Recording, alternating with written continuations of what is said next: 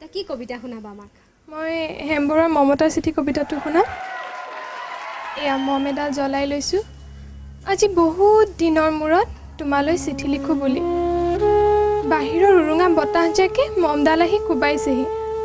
চাওঁ খিৰিকীখন জপাই দিওঁ। 7 বছৰৰ আগৰ কথাবোৰ তোমাৰ বাৰু মনত আছেনে? আমি যে নতুন জীৱনটোৰ পাতনি মেলিছিলোঁ।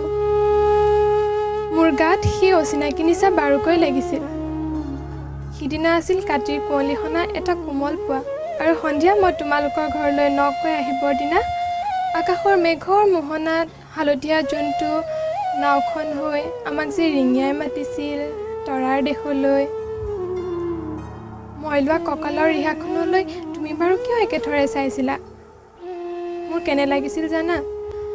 তুমি যে কোনোবা দূৰ বিদেশৰ স্বপ্নটোৰ আলোকৰ মানুহ, আৰু মই যেন তলসৰা এপাহ শেৱালি। সিদিনা মোৰ মন সাগৰত এৰি অহা আৰু আহি পোৱাৰ অলেখ ঢৌৰ কঁপনি জাগিছিল।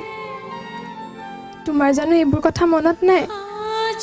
আমাৰ দেউতাই যে চিঠিত লিখিছিল, আই তই নতুন ঘৰখনত হাঁহি মাতি থাকিবি। এইবোৰ 7 বছৰৰ আগৰ কথা। মোৰ যে সকলোবোৰ পুৰাণৰ সাধু যেনে লাগে। জেঠমহীয়া দেউতাৰ বছৰেকীয়া হৈ গ'ল। তোমাৰ বাবুলে এতিয়া বৰটো হৈছে। তাৰ ওপৰ পাৰিত ডালিম গুটিত যেন দাঁতকণি গজিছে। সি মোক একেবাৰে এৰিকে নিদিয়ে। কেতিয়াবা মোৰ যে ইমান খং উঠে। তুমি নাই নহয়, সেইকাৰণে। সি বাৰু মোৰ বগা সাজযোৰলৈ এনেদৰে তধা লাগি চাই থাকে কিয়? তাৰ উপজাইৰ পৰা এইযোৰ কাপোৰ চিনাকি, সেইকাৰণে নহয়।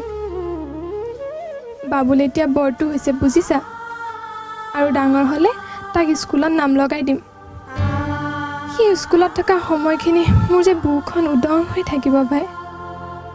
আৰু কি লিখিম, বিশেষ একো নাই। মোৰে শপত, তুমি যিদিনা উলটি আহিবা মোক আগতীয়াকৈ জনাবা দেই।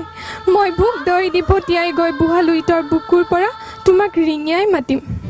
তুমি যিদিনা উলটি আহিবা মোক আগতীয়াকৈ জনাবলৈ নাপাহৰিবা দেই। মৰম ল'বা, ইতি মমতা।